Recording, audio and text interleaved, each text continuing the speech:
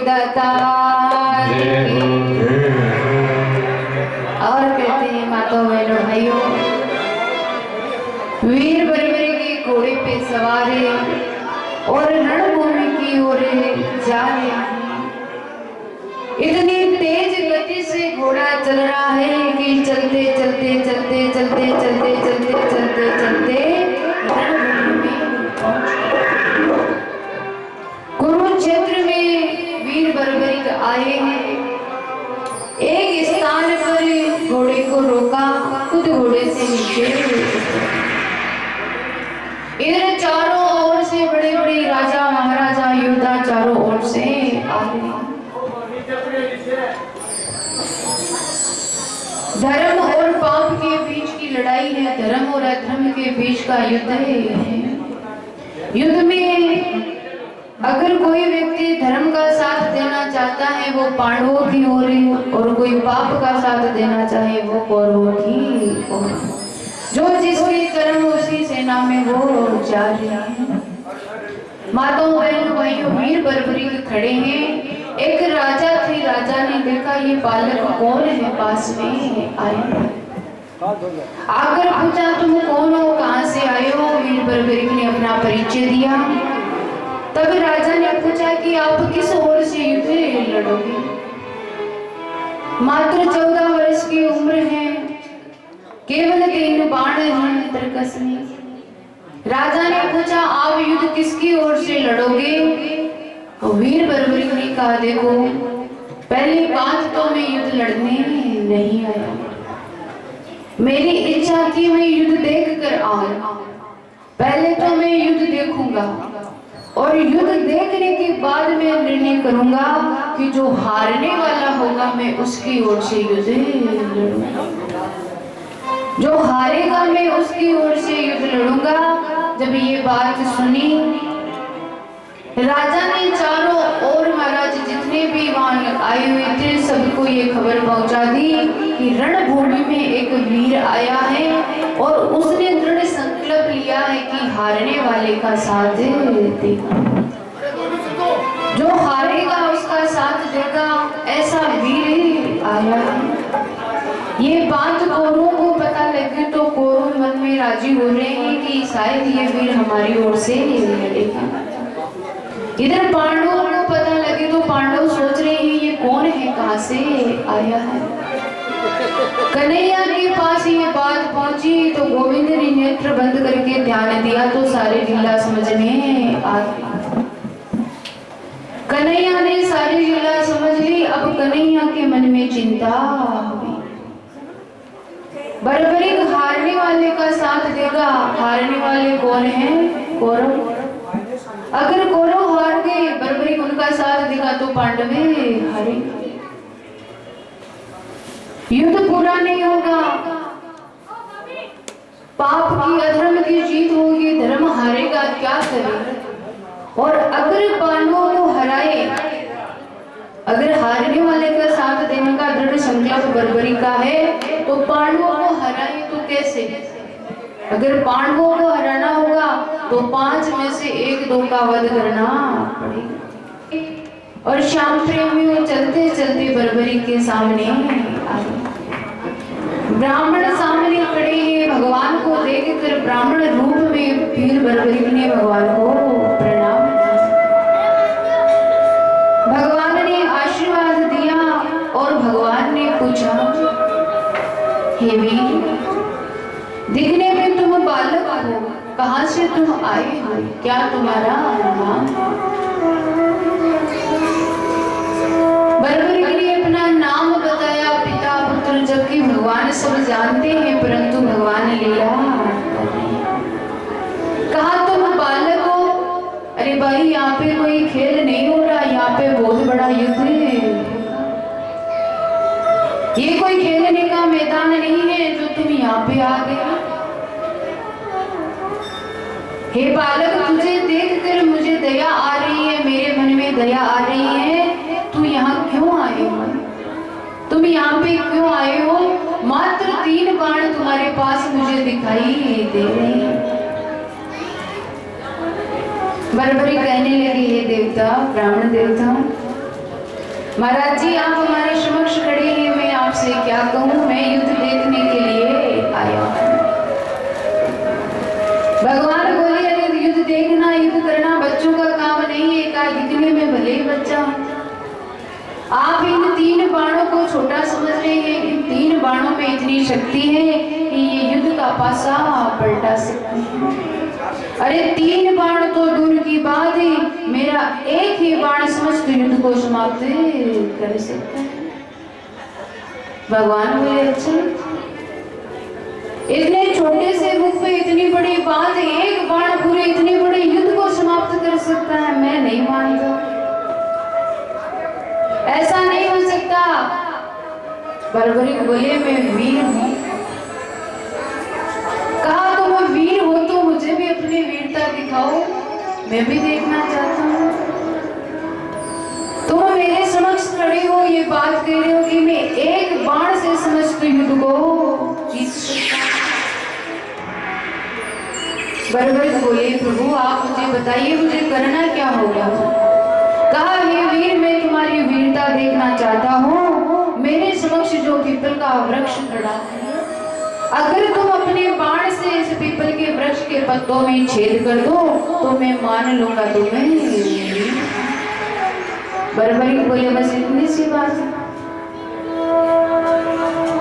कहा महाराज मेरे बाणों का काम है, मेरा पहला बाण जाकर निशाना बनाएगा, दूसरा बाण अपने आप ही जाकर बिंद देगा, कुछ क्षण आप इंतजार कीजिए।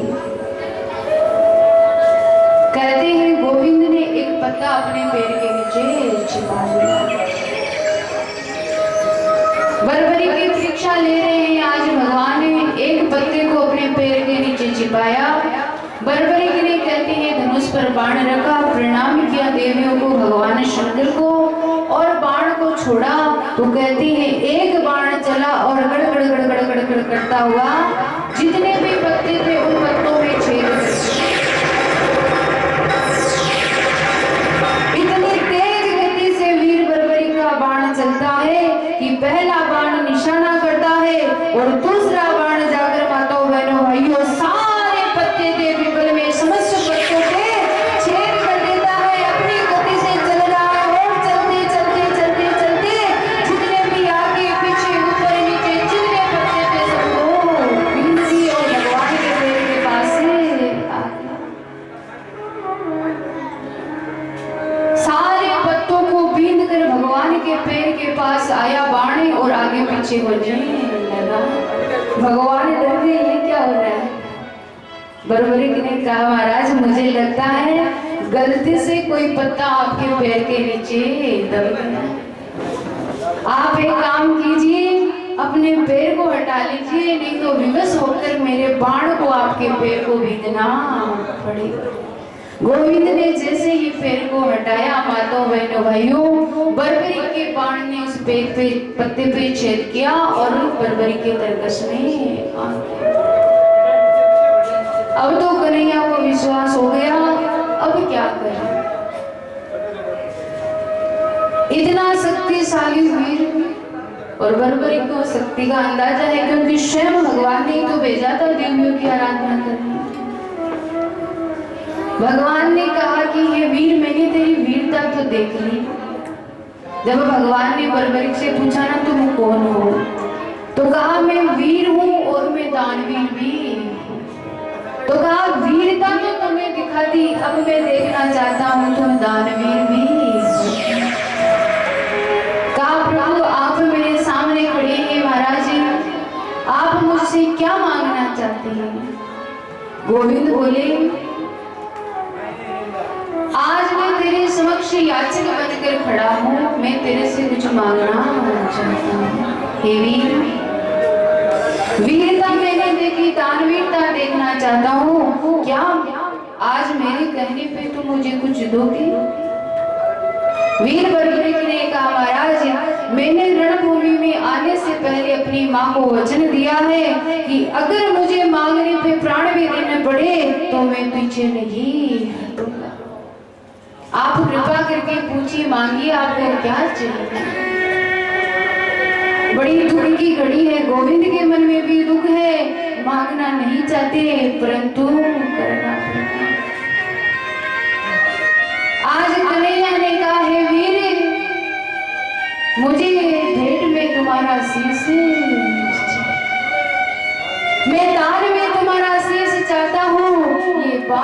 तो बर्बरी हंसने लगी। महाराज, आप कोई ब्राह्मण नहीं लग रहे, आप कोई ब्राह्मण नहीं, कोई भी साधारण ब्राह्मण इतनी बड़ी बात नहीं कह सकता। आप कौन है? आप एक बार मुझे अपना रूप दिखाएं। आपने मुझसे कहा कि मैं शीश चाहता हूँ पेट में, मैं अवश्य आपको शीश दान में दूंगा। मैंने अपनी माँ को वचन दिया, मैं आपको भी वचन देता हूँ, परंतु आप कौन है? साधारण ब्राह्मण कोई शीश भेंट में नहीं मांग सकता। तो कहते हैं गोविंद को अपने वास्तविक रूप में आना पड़ा। आज कन्हैया अपने रूप में आए और कहते हैं जैसे कन्हैया को देखा वीर बर्बरिक ने प्रणाम, अर्जुन को प्रणाम किया। गोविंद ब्राह्मण रूप में वीर बर्बरिक से वचन लेते हैं कि मैं शीश भेंटने चाहता हूँ, मुझे भेंट में शीश चाहिए। माताओं बहनों भाइयों, आज स्वयं भगवान अपने रूप में आए तो वीर बर्बरिक से कहने लगे, हे बर्बरिक, मैं तुमसे ये वचन नहीं लेना चाहता था, परंतु इसके पीछे भी एक कारण है। क्या? कहा इस युद्ध भूमि में, रणभूमि में रणचंडी को बलि चाहिए। पहले रणचंडी को बलि दे, उसके बाद ही युद्ध प्रारंभ होगा। और बलि भी कोई साधारण योद्धा की नहीं, वीर योद्धा की चाहिए। और बलि देने लायक इस रणभूमि में केवल 3 योद्धा। कौन है? कहा एक तो स्वयं मैं हूँ, दूसरे अर्जुन और तीसरा बर्बरिक तुम हो। मैंने वचन दिया है अर्जुन को कि मैं अर्जुन का सारथी बनूंगा, इसलिए मैं अपनी बलि नहीं दे सकता। अगर अर्जुन अपनी बलि दे देगा तो युद्ध शुरू होने से पहले ही खत्म हो जाएगा। इसलिए मुझे तेरे पास आना पड़ा और मैंने तेरे से ये शीश मांगा। बर्बरिक हंसकर बोले, गुरुदेव, आज शुभ अवसर मेरे सामने आया है कि आपने मेरे से मुझे मांगा है। मैं देने से पीछे नहीं हटूंगा, मैं अपना शीश भेंट में जरूर दूंगा, परंतु मेरी एक इच्छा है कि मैं युद्ध देखूं। युद्ध देखने की मेरे मन में कामना थी, पर मैं वचनों में बंध गया। अब मैं युद्ध कैसे देख पाऊंगा? भगवान ने कहा तुम युद्ध जरूर देखो। माताओं बहनों भाइयों, यही एकादशी की रात थी, मंगसर का महीना। कहते हैं वीर बर्बरिक संपूर्ण रात कीर्तन करते हैं और जैसे ही द्वादशी आई, द्वादशी की बेला में भगवान आए और वीर बर्बरिक भगवान को प्रणाम करते। वीर बर्बरिक भगवान को प्रणाम करके आज वचन के मुताबिक अपना शीश भेंटे करें। कहते हैं वीर बर्बरिक सामने भगवान खड़े हैं। भगवान के सामने वीर बर्बरिक कहने लगे कि हे प्रभु, आज मैंने आपको वचन दिया है और मैं वचन का पालन जरूर करूंगा कि आज मैं आकाश को, पाताल को, धरती को, लताओं को, पताओं को, सबको साक्षी मानकर अपने शीश का दान देता हूँ, देता हूँ, देता हूँ कहते हुए आज मेरे सामने शीश का दान बोलिए शीश के दानी।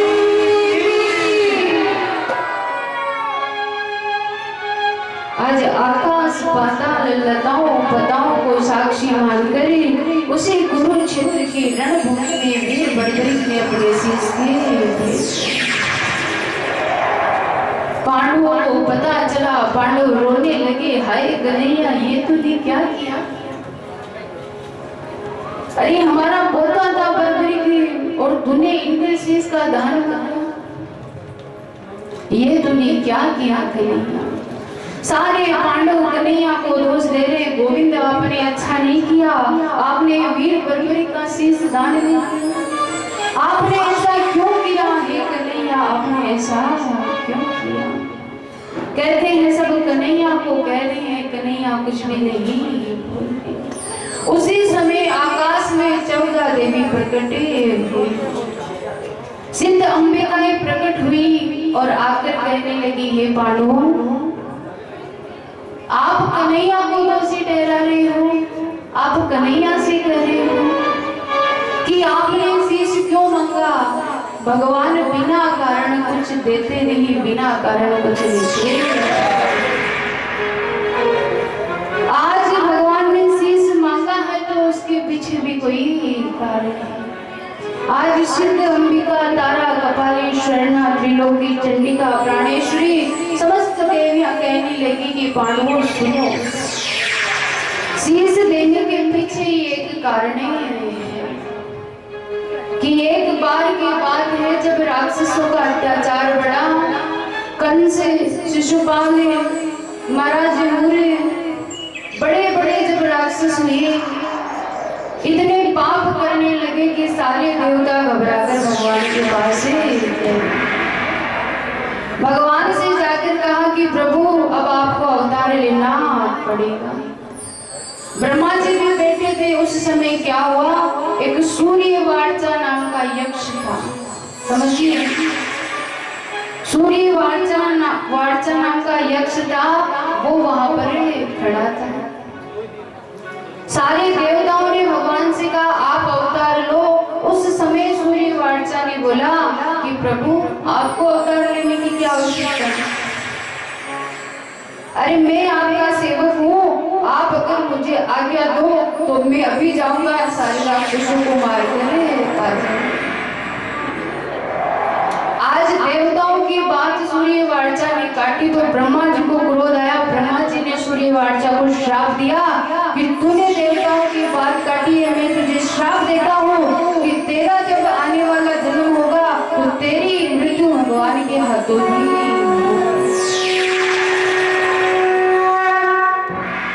भगवान के हाथों तो मरेगा, जा मैं तुझे श्राप देता हूँ। सूर्यवार्चा चरणों में गिर गया, कहा प्रभु मुझसे भूले हो गए। ब्रह्मा जी ने कहा श्राप वापस तो नहीं ले सकता, परंतु वरदान देता हूँ कि भगवान के हाथों तू मरेगा, परंतु मर के भी तू अमर हो। आज देवियों ने कहा इसी श्राप को सिद्ध करने के लिए सूर्यवार्चा ही बर्बरी के रूप में आई। इन्होंने अपना वचन पूरा किया। पांडवों की ग्लानि दूर हुई। कहते हैं बर्बरी ने शीश भेंट। समस्त देवियों ने, गोविंद ने अमृत लिया और अमृत का छींटा वीर बर्बरी के शीश पर किया। शीश को पुनः जीवित किया, एक पहाड़ी पर शीश को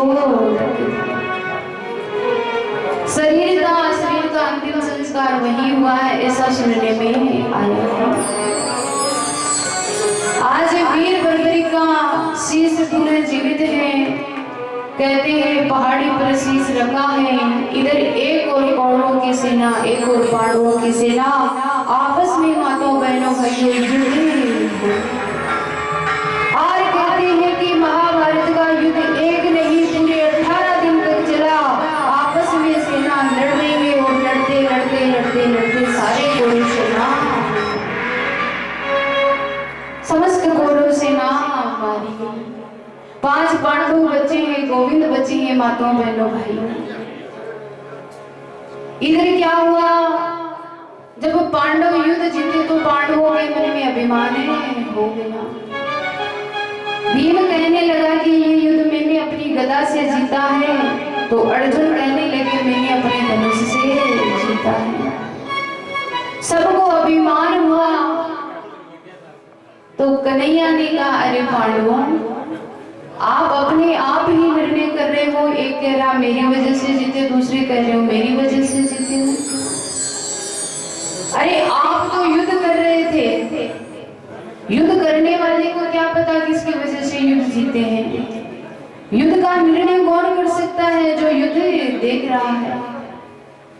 भाई आप तो लड़ने में व्यस्त थे, आपको क्या पता किसने किसको मारा है। अगर आपको ये तय करना है कि किसने किसको मारा तो एक काम करो, बर्बरी के पास से भगवान क्यों लेके आए, क्योंकि पांडवों के मन में अभिमान हो गया था। पांडव अपने आप में अभिमान कर रहे हैं, सबको लग रहा है कि मैंने मारा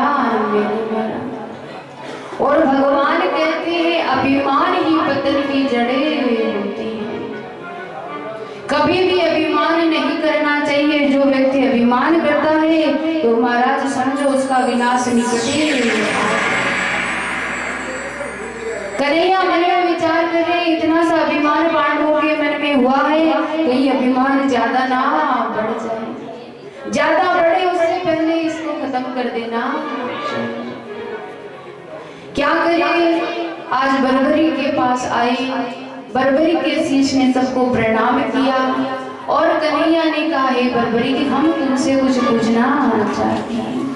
तुम एक ही योद्धा ऐसे हो जो इस युद्ध के साक्षी बने हो, सारा युद्ध आपने देखा है, तो हम आपसे पूछना चाहते हैं कि इस युद्ध में किसकी वजह से मतलब विजय हुई है, किसकी वजह से ये युद्ध जीता गया है। बर्बरी कहने लगे, सबको प्रणाम करके बर्बरी ने कहा, हे पितामह आप सबको अभिमान हो रहा है, अर्जुन दादा कह रहे हैं मेरी वजह से, भीम दादा कह रहे हैं मेरी वजह से, युधिष्ठिर जी को लग रहा है मेरी वजह से। आप मुझे पूछ रहे हैं तो मैं जरूर बताऊंगा कि मैंने इस युद्ध में देखा तो क्या देखा। केवल मैंने एक चीज देखी, बाकी सब अपना काम कर रहे थे, परंतु भगवान का सुदर्शन चक्र अपना काम है। आप बाण छोड़ रहे थे, आपको लग रहा था आपके बाण से मर रहा है, परंतु उसका सर तो भगवान के चक्र से कट रहा है। चारों ओर मैंने गोविंद की ही लीला देखी कि गोविंद समस्त कौरवों को मार रहे हैं और माता द्रौपदी अपने अपमान का बदला लेने के लिए, माता द्रौपदी चंडिका का रूप धारण किए हुए माता, जितने भी कौरव मर रहे हैं उन कौरवों का खून माता द्रौपदी चंडिका के रूप में आज अपने अपमान का बदला माता द्रौपदी ले रही। मैंने केवल ये दो लीला इसमें देखी। पांडवों को जब ये बात चली कि गोविंद की वजह से ही युद्ध जीते हैं, तो समस्त पांडव गोविंद के चरणों में गिर गए, हे कन्हैया समय रहते तुमने हमारा अभिमान दूर किया। आज कन्हैया ने वीर बर्बरी से कहा, हे वीर तूने आज मेरी बात रखी, आज मेरे मांगने पे तूने मुझे अपने शीश का दान दिया है, और मैं जिससे अगर कोई मुझे कुछ देता है तो मैं उसे 4 गुना वापस देता हूं। आज तूने अपना शीश दान दिया है तो इसके बदले मैं तुझे अपना नाम देता हूं। द्वापर में सब श्याम के नाम से मुझे जाने जाते बोलते हैं, मुझे श्याम सुंदर से मैं जाना जाता हूँ, पर आने वाले युग में श्याम के नाम से तू जाना, और वरदान देता हूँ कि आने वाले युग में घर घर में तेरा नाम लिया, तेरा शीश अमर है। जब तक चांद सितारे सूरज तारे सब रहेंगे तब तक तेरा शीश अजर अमर है। इतनी बात सुनी, बर्बरी का शीश शांत हुआ, नेत्र बंद हुए, भगवान ने लीला की। कहते हैं वो शीश वहां से रूपावती की धार में बहा और बहते बहते राजस्थान के मरुक्षेत्र में खटवांग नाम की नगरी, जो खाटू नाम की नगरी है, वहां पर कहते हैं द्वापर बीत गया। द्वापर के बाद कलयुग आया और कलयुग में पाप बढ़ने लगा, पाप बढ़ने लगा। धरती मैया घबरा गई। भगवान ने कहा चिंता मत करो, मेरा भगत अवतार लेगा और भक्तों का कल्याण है। माताओं बहनों भाइयों, खाटू नगरी जो खटवांग नाम की नगरी से जानी जाती थी, वहां पर एक राजा, खटवांग नाम के राजा रहते थे। खंडेला गांव है खाटू के पास।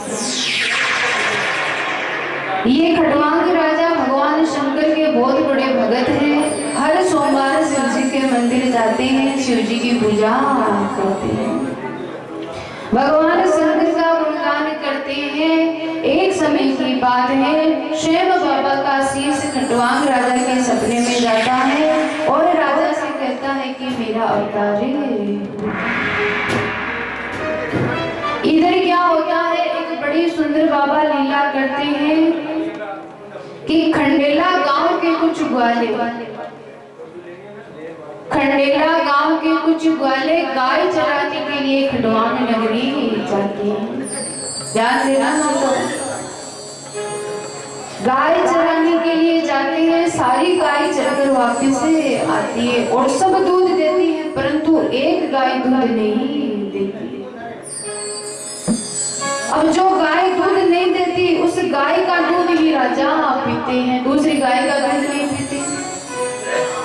तो राजा ने गाय के मालिक को डांटा कि भाई तू मुझे दूध क्यों नहीं लाके देता। बोले महाराज ने क्या करूं, गाय दूध ही नहीं देती। ग्वाले बोले महाराज हम दूध क्यों निकालेंगे, अगर हमें दूध निकालना हो तो बाकी सबका निकाल लेंगे भाई, और किसी का निकाल लेंगे, हमें दूध नहीं निकालता। रोज महाराज कई दिनों तक ये क्रिया होती रही। एक दिन तो गाय का मालिक परेशान हो गया और मन में विचार किया आज मैं पीछा करूंगा चोर को पकड़। उस ग्वाले ने गौ माता का पीछा किया और कहते हैं सुबह से शाम में का समय हुआ, सारी गायें तो अपने घर की ओर आ रही है, परंतु एक गाय एक स्थान पर रुक रही और गाय के ठंड से दूध की धार अपने आप ही जमीन गिल्ली नहीं हो रही, मानो कोई दूध पी रहा है। जब मालिक ने देखा तो मालिक घबरा गया, यहाँ कोई भूत है, प्रेत है, देव है, क्या है, ऐसा क्यों हो रहा है। घबराया हुआ एक दो लोगों को बताया, लेकिन किसी को विश्वास नहीं हुआ। उसी रात मतलब श्याम बाबा जाते हैं राजा के सपने में और कहते हैं मेरा अवतार है। वही ग्वाला जाकर माताओं बहनों भाइयों सारी बात बताता है। एक गाय दूध, सारी गाय दूध देती है पर एक गाय दूध नहीं देती और मैंने अपनी आंखों से देखा कि धरती के अंदर कोई दूध नहीं देती। आज राजा ने कुछ व्यक्तियों को बुलाया और उस जगह की खुदाई करवाने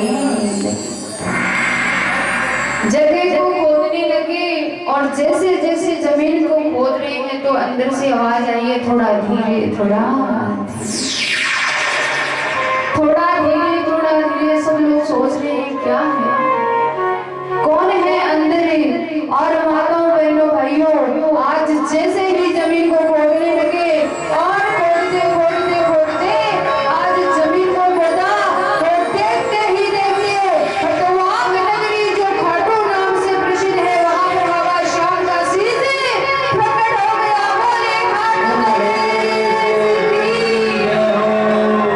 बोले खाटू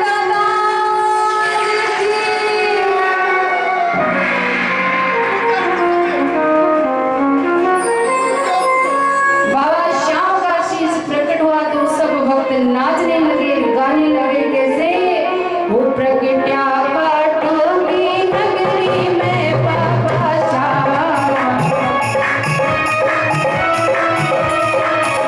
वो प्रगट्या खाटू की नगरी में बाबा श्याम, कलयुग में अवतार लियो। प्रगट्या खाटू की नगरी में बाबा श्याम, राज ने चमत्कार दिखलाया, धरती से खुद को बतायो सार, कलयुग में अवतार लियो। धरती से खुद को बतायो सार, कलयुग में अवतार लियो।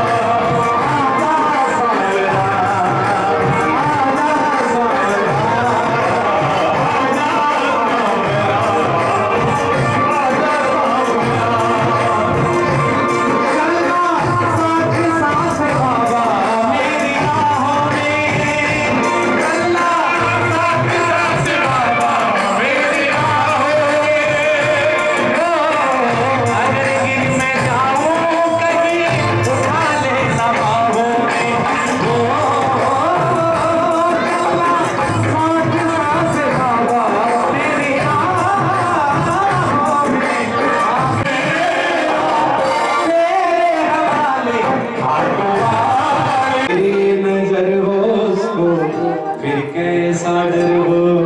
ओम नमो सरंताय सहस्रमूर्ते सहस्रकाला शुभावे सहस्रनामे घोषाय सहस्रे सहस्रकोटि विद्यालये नमः। अदव्यास भोजनम च राशि का भोजन करें। आगे कभी बाबा की इच्छा होगी तो आज की कथा को तो ये विश्राम कुछ सोचना है। सबसे पहले तो अपनी ये जो कथा यहाँ की है वो लाइव चल रही है यूट्यूब पे। मतवाला गाइड हमारे बेटे भैया लाइव कर रहे हैं, तो आप यूट्यूब पे मतवाला गाइड सर्च करें और कथा को जरूर देखिए। दूसरा, मेरे साथ में गंगानगर से मेरी टीम आई है, मेरे भाई बड़ा ही सुंदर नितेश जी नादान में, नाम तो नादान है पर है नहीं, बहुत सुंदर सुंदर बाबा शाम के भजन गाते हैं। अपने यहाँ पे शाम कीर्तन खूब होते हैं। कोई शाम प्रेमी इनसे कीर्तन करवाना चाहते हैं तो आप जरूर संपर्क। और आप सबने सुना, ये भी मेरे लिए बहुत ही सौभाग्य की बात है। तो एक बार बाबू जी के लिए जोरदार ताली जरूर